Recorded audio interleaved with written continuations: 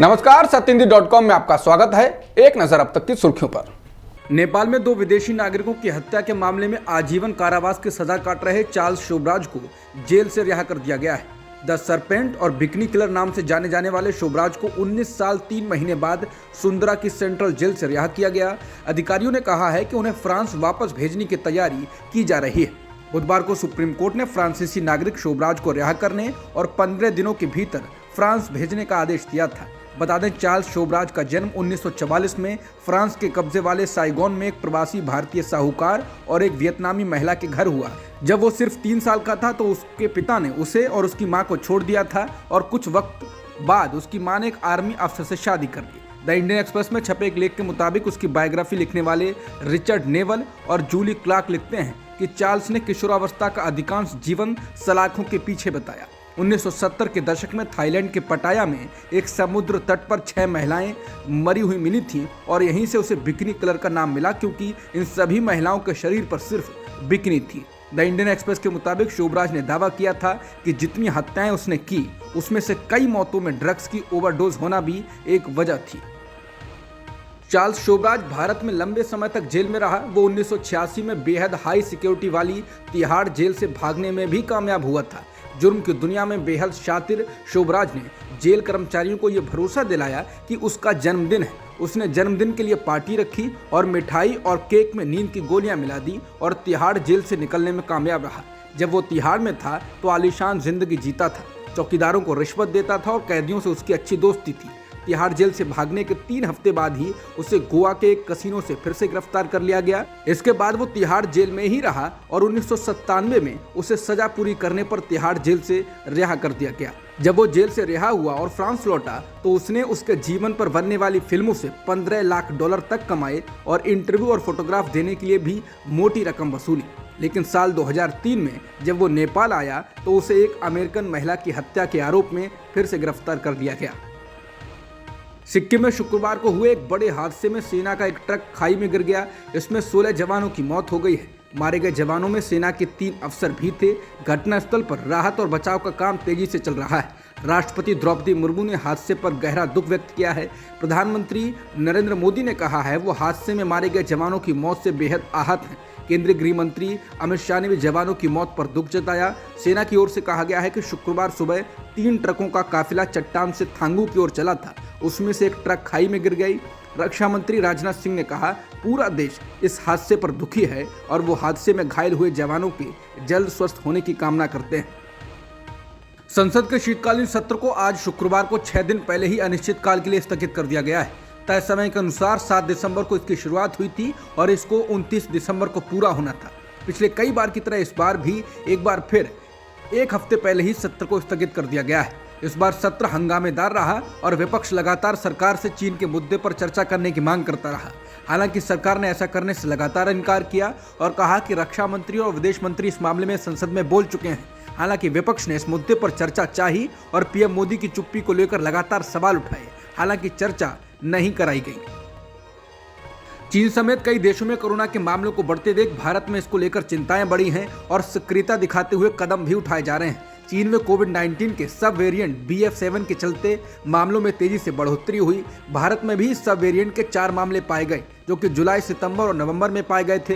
हालांकि इससे भारत में कुछ खतरे की घंटी नहीं बजी और ना ही संक्रमण में कुछ तेजी आई। फिलहाल इस बीच भारत में आज कोरोना वायरस के 185 मामले सामने आए हैं। इसके साथ ही भारत में कोरोना वायरस के कुल 3,402 सक्रिय मामले हो गए हैं। इस दौरान एक दिन में 1,25,000 के करीब टेस्ट भी किए गए। भारत जोड़ो यात्रा दिल्ली में 24 दिसंबर को प्रवेश करेगी और उसके बाद 9 दिनों का ब्रेक लेगी। कांग्रेस ने कहा है ऐसा वो इसलिए कर रहे हैं जिससे कंटेनर्स की मरम्मत की जा सके और उत्तर पूर्व की सर्दियों के लिए उनको तैयार किया जा सके। हालांकि बीजेपी ने इसको लेकर आरोप लगाया है। बीजेपी नेता प्रहलाद जोशी ने आरोप लगाया कि छुट्टी मनाने के लिए कांग्रेस के नेता यात्रा रोक रहे हैं। जोशी ने कहा कि 7 दिसंबर से शुरू हुए संसद के शीत सत्र में राहुल गांधी ने भाग नहीं लिया। उन्होंने ट्वीट में कहा हमने पूरे शीत सत्र में राहुल गांधी का संसद में इंतजार किया लेकिन कोई फायदा नहीं हुआ, मगर हमेशा की तरह आपके नेता ने यात्रा को छोड़ा ताकि विदेश में छुट्टी मनाई जा सके। इसको लेकर जयराम रमेश ने पलटवार किया। जयराम रमेश ने कहा कि अगर वो जो कह रहे हैं वो सच निकला तो मैं सार्वजनिक रूप से माफ़ी मांगूंगा और अगर वो गलत निकलेंगे तो वो माफ़ी मांगे। और ये 2 तारीख तक साबित हो जाएगा। हमारे सबके ट्रैवल रिकॉर्ड सरकार के पास हैं। राजस्थान बीजेपी ने राज्य में निकाली जा रही जन आक्रोश यात्रा को रद्द करने के मुद्दे पर यू टर्न ले लिया है। गुरुवार को राजस्थान बीजेपी के प्रभारी और राज्यसभा सांसद अरुण सिंह ने न्यूज 24 के साथ बातचीत में कहा था कि जन आक्रोश यात्रा के तहत जो बची हुई यात्राएं थीं, उन्हें कोरोना के प्रोटोकॉल को ध्यान में रखते हुए रद्द कर दिया गया है। अरुण सिंह ने कहा था कि कांग्रेस के पूर्व अध्यक्ष राहुल गांधी को भी कोरोना के प्रोटोकॉल को और लोगों के जीवन की सुरक्षा को ध्यान में रखते हुए भारत जोड़ो यात्रा के संबंध में सही फैसला लेना चाहिए। लेकिन अरुण सिंह के बयान के कुछ ही घंटों बाद राजस्थान बीजेपी के अध्यक्ष सतीश पूनिया ने एक वीडियो जारी कर कहा है कि क्योंकि अभी केंद्र और राज्य सरकार की ओर से कोई एडवाइजरी जारी नहीं हुई है, इसलिए कुछ असमंजस था। पूनिया ने कहा कि यात्राओं को स्थगित करने को लेकर असमंजस था, लेकिन जन आक्रोश जनसभाएं पहले की तरह ही चलती रहेंगी और बीजेपी के जिला अध्यक्ष और पार्टी के सभी नेता इस संबंध में कन्फ्यूजन को दूर कर लें। उन्होंने साफ किया कि पार्टी अपनी जन आक्रोश सभाओं को जारी रखेगी और हमें कोरोना प्रोटोकॉल का पालन करते हुए सभाएं करनी है। पूनिया ने कहा ये तब तक जारी रहेंगी जब तक केंद्र और राज्य सरकार कोरोना को लेकर कोई एडवाइजरी जारी नहीं करती है।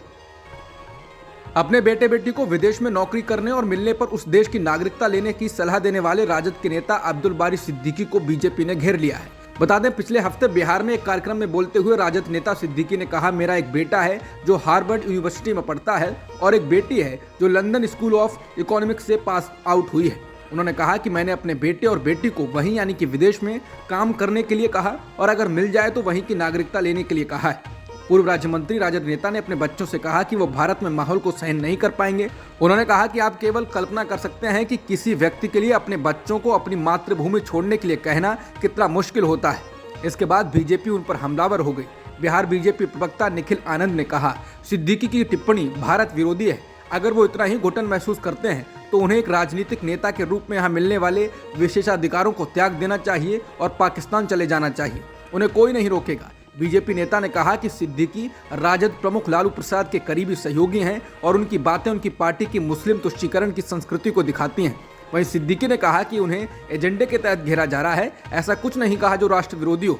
हमें भाजपा या उस तरह के किसी भी दल से भारतीयता का प्रमाण पत्र लेने की जरूरत नहीं। बेटे बेटी को देश से बाहर नागरिकता लेने के बयान पर फंसे आरजेडी नेता अब्दुल बारी सिद्दीकी ने उनको पाकिस्तान जाने के लिए कहने वालों पर पलटवार किया। आरजेडी नेता ने कहा कि इस देश का ऋण हम 7 जन्म में भी नहीं चुका सकते। ये समझिए कि हमने किस तकलीफ से विदेश में नागरिकता की सलाह दी। हमने इसलिए कहा कि जो लोग संविधान की कसम खाते हैं वो संविधान की धज्जियां उड़ा रहे हैं। कुछ लोग नफरत की राजनीति कर रहे हैं। अब देश के माहौल में टॉलरेंस नहीं है। पाकिस्तान भेजने वालों के लिए उन्होंने कहा कि पाकिस्तान उनके बाप का है क्या, या ये देश उनके बाप का है? ये हम सबके बाप का है, हम सबके पुरखों का है जिन्होंने शहादत दी। ये देश तुम्हारा नहीं हमारा भी है। उन्होंने कहा कि वो अपने बयान पर कायम है और उन्होंने कहा कि कहां रहना है इसका फैसला तो बच्चे करेंगे। एमसीडी चुनाव में जीत के बाद अब आम आदमी पार्टी ने अपने मेयर उम्मीदवार की घोषणा कर दी है। शैली ओबेरॉय आम आदमी पार्टी की ओर से मेयर उम्मीदवार होंगी। शैली पटेल नगर विधानसभा के वार्ड 86 से पार्षद हैं। इसके अलावा डिप्टी मेयर उम्मीदवार मोहम्मद इकबाल को बनाया गया है। मोहम्मद इकबाल मटिया महल के वार्ड 76 से पार्षद हैं। बता दें, दिल्ली नगर निगम के चुनाव में आम आदमी पार्टी को 250 सीटों में से 134 सीटें मिली थीं और उसने बहुमत हासिल किया और भाजपा को 104 सीटें मिली। अब 6 जनवरी 2023 को दिल्ली नगर निगम की पहली बैठक होनी है। इसी में मेयर और डिप्टी मेयर पर फैसला होगा। दिवंगत फिल्म अभिनेता सुशांत सिंह राजपूत की पूर्व मैनेजर दिशा सालियान की मौत की एसआईटी से जांच कराने के महाराष्ट्र सरकार के ऐलान पर दिशा के माता पिता ने प्रतिक्रिया दी है। दिशा के माता पिता ने इस मामले को फिर से खोले जाने का विरोध किया और कहा कि पहले ही इस मामले में काफी जांच हो चुकी है। दिशा के माता पिता ने इंडिया टुडे से बातचीत में कहा, क्या इससे हमारी बेटी वापस आ जाएगी? ऐसा क्यों किया जा रहा है? इस मामले को मुंबई पुलिस पहले ही बंद कर चुकी है और काफी जांच हो चुकी है, तो फिर दोबारा जांच की क्या जरूरत है? उन्होंने कहा कि हमें शांति से रहने दें। हम कुछ नहीं चाहते हैं और हम किसी चीज में शामिल भी नहीं होना चाहते। बता दें, गुरुवार को महाराष्ट्र के डिप्टी सीएम देवेंद्र फडणवीस ने दिशा सालियान की मौत की जांच के लिए एसआईटी बनाने का ऐलान किया था। 8 जून 2020 को दिशा ने मुंबई के मलाड इलाके की एक ऊंची इमारत से कूदकर जान दे दी थी। दिशा की मौत के 1 सप्ताह बाद ही फिल्म अभिनेता सुशांत सिंह राजपूत भी अपने फ्लैट में पंखे से लटके पाए गए थे। दिशा सालियान के द्वारा आत्महत्या करने के बाद बीजेपी के नेताओं केंद्रीय मंत्री नारायण राणे और उनके बेटे विधायक नीतीश राणे ने इस मामले में जांच की मांग की थी। नारायण राणे ने एक प्रेस कॉन्फ्रेंस में दावा किया था कि दिशा की हत्या की गई थी और उसमें महाराष्ट्र के एक मंत्री का भी हाथ था। एसआईटी के द्वारा जांच के ऐलान के बाद नीतीश राणे ने कहा कि दिशा सालियान और सुशांत सिंह राजपूत की मौत का मामला एक दूसरे से जुड़ा हुआ है, इसलिए इस पूरे मामले में आदित्य ठाकरे का नार्को टेस्ट भी करना चाहिए। रूस के राष्ट्रपति व्लादिमीर पुतिन ने कहा है कि वो युद्ध को तेजी से खत्म करना चाहते हैं। पुतिन ने पत्रकारों से बात करते हुए कहा कि हमारा लक्ष्य है इस संघर्ष को खत्म करना, हम उसके लिए कड़ी मेहनत कर रहे हैं, हम देखेंगे ये खत्म हो और जितना जल्दी होगा उतना बेहतर होगा। पुतिन ने कहा कि सभी संघर्ष किसी न किसी तरह बातचीत से खत्म होते हैं। हमारे विरोधी यानी यूक्रेन जितनी तेजी से इसे समझेंगे उतना ही बेहतर होगा। पुतिन ने इसके साथ ही अमेरिका पर यूक्रेन पर उसकी चिंताओं को अनसुना करने का आरोप लगाया और कहा कि अमेरिका रूस को कमजोर करने के लिए यूक्रेन को युद्ध स्थल की तरह इस्तेमाल कर रहा है। इसके साथ ही पुतिन ने कीव और वॉशिंगटन पर उसकी चिंताओं को अनसुना करने का आरोप लगाया और कहा कि अमेरिका रूस को कमजोर करने के लिए यूक्रेन को युद्ध के मैदान के रूप में इस्तेमाल कर रहा है। बता दें, मॉस्को में अधिकारियों ने हाल के महीनों में बार बार कहा है कि उन्होंने यूक्रेन के साथ बातचीत से इनकार नहीं किया है। उन्होंने राष्ट्रपति जेलेंस्की पर राजनयिक चैनलों को बंद करने का आरोप लगाया, जिन्होंने कहा है कि पुतिन के सत्ता में रहने के दौरान वो बातचीत नहीं करेंगे। पाकिस्तान की राजधानी इस्लामाबाद में शुक्रवार सुबह I-10 सेक्टर में आत्मघाती बम धमाका हुआ। इस बम धमाके में एक पुलिसकर्मी शहीद हुआ है जबकि 4 पुलिसकर्मी घायल हुए हैं। 2 आम नागरिक भी धमाके में घायल हुए हैं। सभी को अस्पताल में भर्ती कराया गया है। पुलिस के मुताबिक जब पुलिसकर्मियों ने गाड़ी को चेकिंग के लिए रोकने के लिए कहा तो हमलावर ने खुद को उड़ा लिया। धमाके की चपेट में आए एक पुलिसकर्मी की मौके पर ही मौत हो गई। हमलावर के साथ गाड़ी में एक महिला भी सवार थी। हमले में घायल पुलिसकर्मियों से ज्यादा जानकारी भी हासिल की जा रही है। बता दें, इससे पहले तहरीके तालिबान पाकिस्तान यानी TTP के आतंकियों ने 18 दिसंबर को बन्नू कैंटोनमेंट के परिसर में स्थित काउंटर टेररिज्म डिपार्टमेंट के कर्मचारियों को बंधक बना लिया था। 40 घंटे तक चले जबरदस्त संघर्ष के बाद पाकिस्तान आर्मी और सुरक्षा बलों ने सभी 33 आतंकवादियों को मार गिराया था। इस संघर्ष में पाकिस्तान आर्मी के 2 जवान भी शहीद हुए थे और कुछ घायल हुए थे। IPL 2023 के लिए आज हुई नीलामी में मुंबई इंडियंस ने ऑस्ट्रेलिया के क्रिकेटर कैमरॉन ग्रीन को 17.5 करोड़ रुपए में खरीदा है, जबकि पंजाब किंग्स ने इंग्लैंड के खिलाड़ी सैम कैरन को 18.5 करोड़ में खरीदा है। इसके अलावा बेन स्टोक्स को चेन्नई सुपर किंग्स ने 16 करोड़ 25 लाख में खरीदा। इंग्लैंड के खिलाड़ी हैरी ब्रूक पर सनराइजर्स हैदराबाद ने बड़ा दांव खेला और 13 करोड़ 25 लाख रुपए लगाए। पाकिस्तान के खिलाफ हालिया टेस्ट सीरीज में ब्रूक ने सबसे अधिक रन बनाए थे।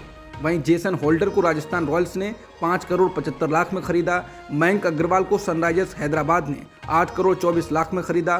केन विलियमसन को गुजरात टाइटंस ने 2 करोड़ में और अजिंक्य रहाणे को चेन्नई सुपर किंग्स ने 50 लाख रुपए में खरीदा। अब तक की खबरों में इतना ही।